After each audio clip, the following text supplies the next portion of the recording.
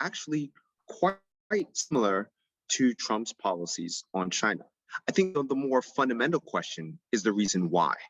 And I think it's really important to understand that when Biden came into office, he was under enormous pressure from Republicans from on Capitol Hill to demonstrate that his policies towards China were not going to be the same as President Obama's policies on China. He was under enormous pressure to demonstrate that he was not going to be weak vis-a-vis China. And so he had to take a very different approach and a more of a calculated approach to, in many ways, demonstrate that, he was taking like, as I mentioned, a fundamentally different type of approach.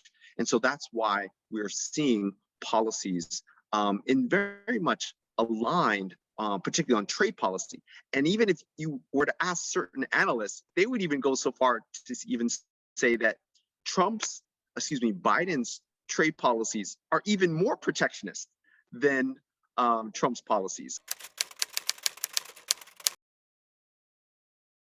I think some of the broad macroeconomic trends, particularly as it relates to technology, are that sectors such as semiconductors, and we saw this recently with the United States pressuring South Korea not to sell semiconductor technologies to China.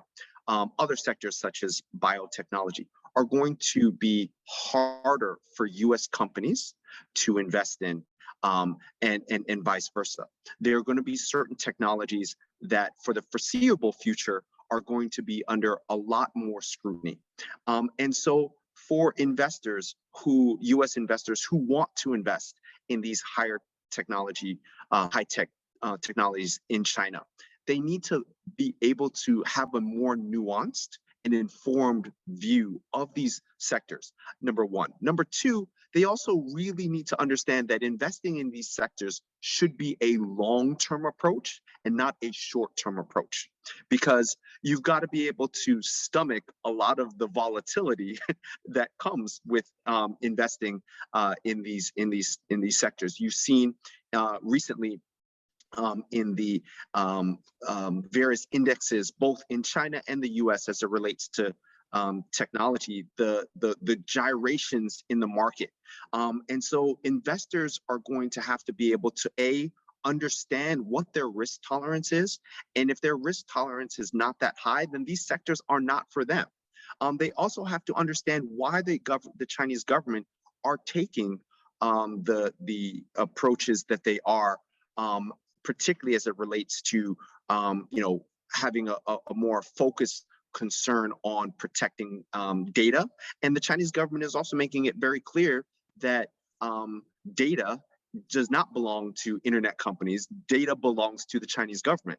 And so I think going forward, one of the important trends that this is going to have is that investors are going to have to be more knowledgeable in order for them to make more informed decisions as it relates to the high-tech sectors.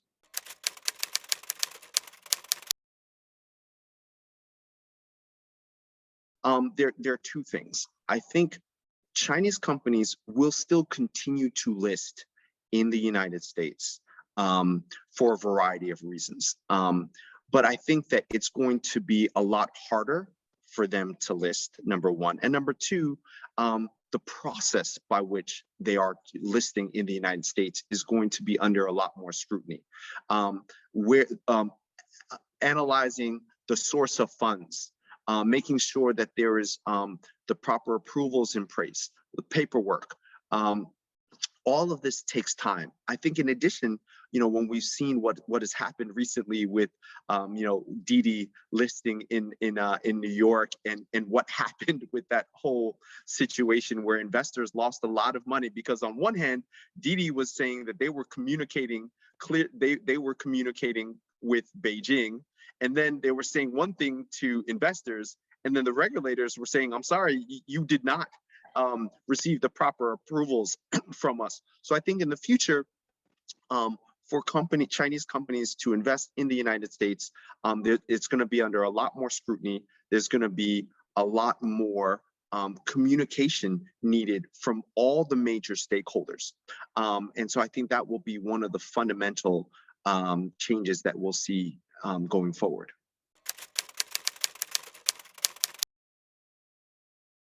And I think it's so critically important that communication be the center anchor between the United States and China. You know, when the Undersecretary of Treasury, Paulson, he started under the George Bush administration, the strategic and economic dialogues. And one of the cornerstones of that policy is it would bring cabinet members from the United States to China to meet with their counterparts in China. Now, many criticize the strategic and economic dialogue as being more of a mouthpiece. They talked a lot, but they didn't get a lot done. But I think it's really important that we take a step back and understand that, you know, in Chinese culture, you know, being able to meet someone face to face is very important. And establishing those ties where cabinet members can meet and be able to convey information and concerns in an open, transparent manner are going to yield fruit and fruition at some point. Maybe they may not be short term, but maybe in the future, you know, the results of that communication, the results of being able to delve into very difficult issues that relate to the high-tech sector can be overcome if both sides are able to commit to continuing to foster these types of communication. So I think that number one, having these high-level dialogues are important. In addition to that, I also think we need to have more public-private partnerships and communication where companies work in close concert with companies to be able to air their concerns. And I think when we talk about cooperation in competition, which is the cornerstone of what we talk about in our book, From Trump to Biden and Beyond, you know, if we can't agree on policies with regards to human rights, if we can't agree on policy that relates to other areas, then that should not prevent us from trying to find cooperation on other sectors like the environment, like transnational issues. If the United States and China can't agree on the origins of where COVID came from, then that still should not concern or impact us trying to find ways to collaborate on other sectors. And so I think that's an important part of our book, and a message that we want to get across is that both sides need to be, it is a long-term relationship, and both sides need to be committed to finding ways to cooperate, irrespective on, you know, not being able to find ways to collaborate on highly sensitive issues like human rights, et cetera. Another last point that I want to make is that when the United States and China cannot find ways to collaborate, that there's a huge cost. There's a cost to the governments, there's a cost to nonprofit organizations, there's a cost to consumers. And so it is the responsibility for governments like the United States and like China to continually come back to the table and to continue to collaborate throughout this relationship. I think when you look at President Obama's legacy with respect to China policy, you will see that one of the anchor, what I call the anchor points of cooperation were with respect to climate change. When all else failed in the relationship on politics, economics, the United States and China were able to cooperate effectively on setting factors that relate to climate change. And I think that this is another area currently where the United States and China can cooperate, particularly on climate change policy. This week, leaders are meeting at the United Nations. President Biden gave a speech just yesterday at the UN. There's the UN Climate Week. Then you also have COP26 in November. I think that, you know, when you look at the fundamental huge challenges that both the United States and China have with respect to climate change, the air quality in China, the floods in various cities in China, and the floods in the United States, the forest fires in California. This is one area which is a huge opportunity, which is a win-win situation between the United States and China. And so I think climate change is what I call one area that should anchor the United States and China in terms of cooperation, collaboration. And if more companies are able to be engaged on the types of fostering types of cleaner technology.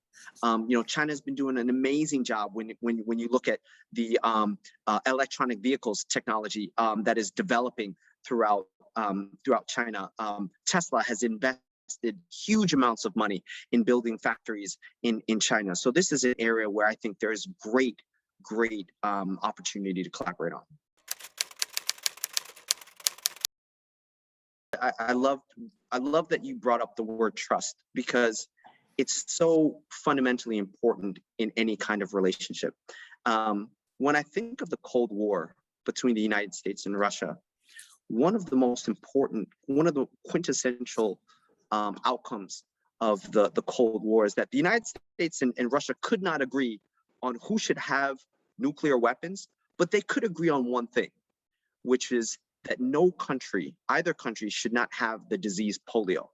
And what you saw for the first time is scientists and health experts working together, both from Russia and from China. And for the first time at the height of the Cold War, we're able to solve the issue of polio for the first time in the global community. And if you look at that example, how much more could the United States and China build upon with the technology, the extraordinary talent that both Chinese professionals and experts, scholars, and have, and those in the United States? I think there's so much great potential for us to be able to find ways to work together. And I think polio is such a great example of what can be done when there's a common goal, a common objective, and a common purpose for both countries to be able to focus on.